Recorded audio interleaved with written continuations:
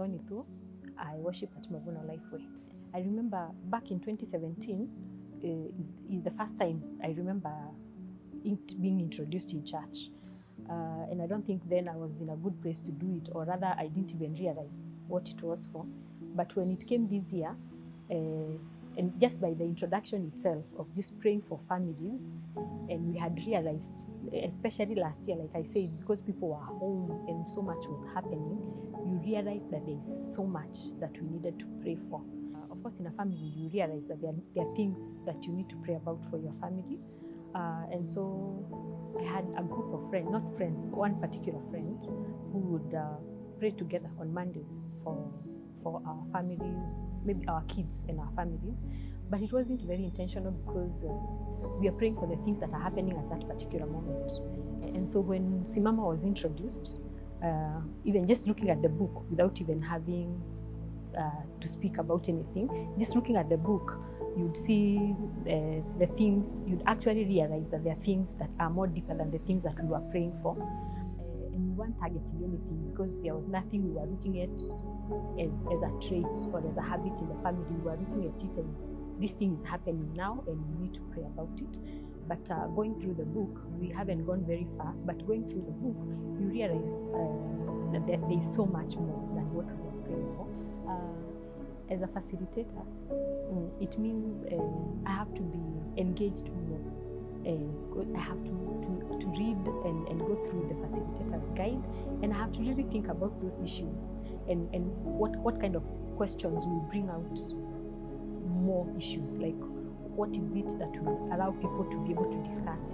I've had to pray more because you really need people to connect, and you really need people to open up, and you really need people to turn up, because most of the time people will have excuses for not turning up. Even yourself being open, because if I'm not being open, then the others will not. But if you're vulnerable and you allow people to also see where you're coming from and the things you're dealing with, then they're also able to open up.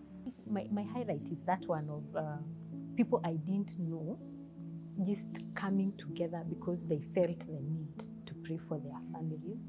We've actually had to tell some people, we will do it the next time, because we cannot all be able to do it together. So that the group that we are doing with now, after this, you can go and do with other people. Week 2, like I said, I think the biggest part was, I can't remember which day it was, but it was that thing about honor, husband, honoring your husband and all those things. And there were so many questions that came up, and we had to deal with all those questions.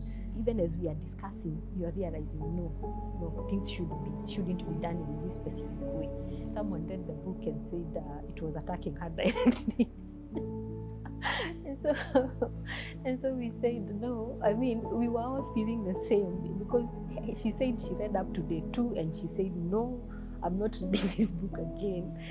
And so we had to encourage each other and tell her, I mean, it was so personal for everyone. And so we told her, I think there's some part in that book, the beginning of that book, that was saying, you may get to a point and feel like you want to give up continuing reading this book. And so we had to encourage each other that no matter how hard it is, you have to push through. Because maybe the devil has realized there are things you are running that he does not want you to continue running. So we have to push through. Now that we are in week 3 of Simama, of course we have been impacted in some specific ways. And I'd say the biggest one has been very specific prayers for specific things. Because you have realized that there are things in your family, say, maybe from your family tree, you realize that a specific name, everybody who has been named that name, things have happened to them, things that are not okay. So you want to discover what it is, what led to that. Yes. What next after Simama? I think it is working together, like we were doing before, just praying for our families and working together and continually praying for our families. Like it doesn't stop there just because the 10 weeks experience has ended. It is being very intentional even as we move forward in praying for our families, because these things don't just end because the experience has ended. So it's the forward motion is we keep together praying for our families. I think also as a family, there are things you really don't want to discuss. when they come up, you want to shy away from certain things. Maybe there are things your mom did and you're like, I don't want to rock the boat, so so maybe you don't want to discuss them. But I think even after, because slowly by slowly you realize, even if it is not during the time that you're discussing the book, you'll find time to talk about those things. So I think even by the end of Simama, even the families will be in a better place, because you will have resolved some issues that were not resolved. But I think the biggest part is to be very intentional for us moving even forward in continuing to pray for our families.